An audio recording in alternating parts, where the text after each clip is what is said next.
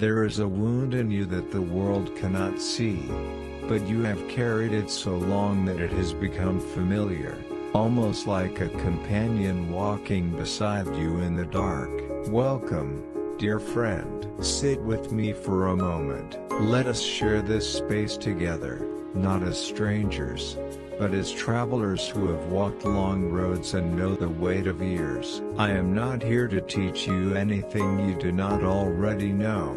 I am here to remind you of what the noise of living may have caused you to forget. You have survived. That alone is a poem. Every line on your face tells a story of endurance. Every gray strand of hair is a testament to battles fought. Some won, some lost, but all survived. And here you are, still breathing, still wondering, still reaching for meaning in a world that often forgets to honor the wisdom of those who have seen much. Let us begin with this truth. Dignity is not something the world gives you. It is something you carry within yourself, like a lantern that no wind can extinguish. People may have tried to diminish you. Circumstances may have bent your back. Loss may have hollowed out places inside you that once felt full. But your dignity, that sacred sense of your own worth, belongs to you alone. No one can take it unless you hand it over. When you are hurt, and the hurt runs deep, there is a temptation to shrink, to make yourself small, to believe the lies that pain whispers in the quiet hours of the night. Pain tells you that you are broken beyond repair. Pain tells you that you are alone, that no one could possibly understand your suffering. But pain is not always truthful. Pain speaks from its own desperate place, and it does not see clearly. Dignity is the quiet voice that answers back. Dignity says, I am still here. I am still whole in some essential way that nothing can destroy. I may be wounded, but I am not erased. I may be tired, but I have not surrendered. Dignity does not require you to pretend that everything is fine. It simply asks you to remember that you matter, that your existence has meaning, that the world is a little brighter because you are in it. Living with dignity when you are hurt means allowing yourself to feel the hurt without letting it define you. It means sitting with your grief, acknowledging it, and then gently, slowly, rising again. Not because the pain has disappeared, but because you refuse to let it have the final word. Now let us speak of something even more tender. Let us speak of loving yourself again. For many of us who have reached these years, self-love feels like a foreign language. We were taught to give, to sacrifice, to put others first. We were taught that our worth was measured by what we could do for others, not by who we are in our own right. And so we poured ourselves out, cup after cup, until one day, we looked inside and found ourselves nearly empty. Perhaps you gave too much to a marriage that did not return your tenderness. Perhaps you spent decades caring for children who have now grown and flown, leaving you in a quiet house with only your thoughts for company. Perhaps you worked yourself to exhaustion, for a career that thanked you with only a brief goodbye. Or perhaps you simply forgot, somewhere along the way, that you too deserve kindness, that you too deserve to be cherished. Loving yourself again is not vanity, it is not selfishness, it is the most necessary act of healing you can perform. Start small, start with gentleness, speak to yourself the way you would speak to a dear friend, who came to you in tears. When you look in the mirror, do not catalog your flaws. Instead, look into your own eyes and say, I see you. I know how hard you have tried. I know how much you have carried, and I am proud of you. Let yourself rest without guilt. Let yourself enjoy simple pleasures without justification. A cup of tea in the afternoon sun, a walk where light falls through leaves, a book that takes you far away. These are not indulgences. They are medicine for a soul that has been running on empty for too long.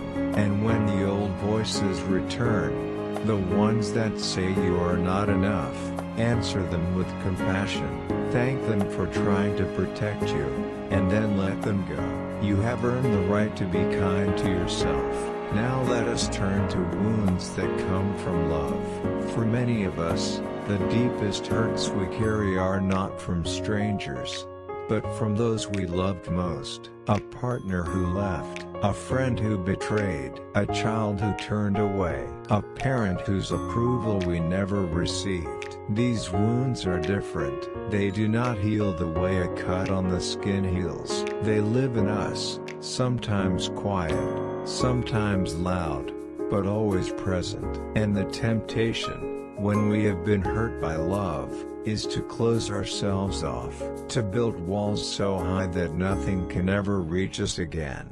But a guarded heart is a lonely heart, and loneliness, in the long years, is its own kind of death. Recovery from a broken relationship does not mean forgetting. It does not mean pretending the love was never real. It means integrating the experience into the larger story of your life. It means finding meaning in the pain, even if that meaning is simply this: I love deeply. And that capacity for love is not a flaw. It is my greatest gift. Forgiveness may come, or it may not. Forgiveness is not required for healing. What is required is acceptance. Accepting that the past cannot be changed. Accepting that people are imperfect, yourself included. Accepting that some chapters close without the ending we hoped for. It is simply life, in all its complicated, beautiful truth. If you are still carrying anger towards someone who hurt you, let me offer this thought: anger is heavy. It takes energy to maintain, and the person you are angry at may not even know they still live in your heart. Releasing anger is not about excusing what was done. It is about freeing yourself from the burden of carrying it. And if the wound is still fresh, simply be gentle with yourself.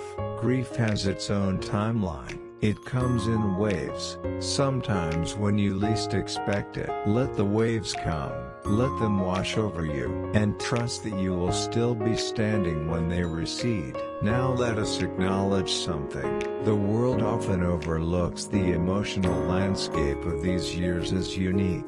At 60, 70, 80, we carry not just our own memories, but the memories of everyone we have loved and lost. We carry generations within us. We carry the weight of time in a way that younger people cannot yet understand. There is a particular loneliness that comes with outliving your peers. When the friends who knew you young are gone.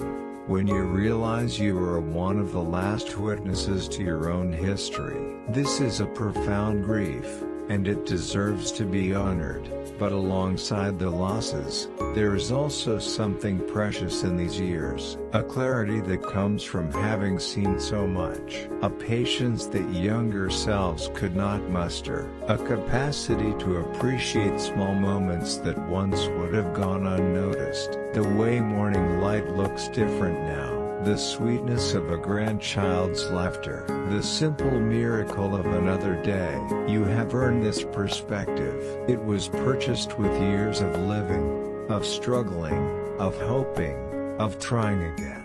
The world may worship youth and speed, but there is a depth in you that cannot be rushed into being. It can only be grown through the patient work of a life fully lived. Do not let anyone make you feel invisible. You carry wisdom that the world desperately needs. You have seen cycles repeat. You know that this too shall pass, because you have watched many storms come and go. And now, let us come to the heart of the matter. Let us speak of the power that lives within you. The power that has carried you through every trial. The power that remains unbroken no matter what has tried to break it. You rise. You have always risen. When they counted you out, you rose. When they said you were too old, too tired, too wounded, you rose. When your own doubts told you there was no point in trying anymore, something deep inside you disagreed, and you rose. This rising is not always dramatic. Sometimes it is simply getting out of bed on a morning when despair tells you to stay. Sometimes it is making one phone call, taking one step.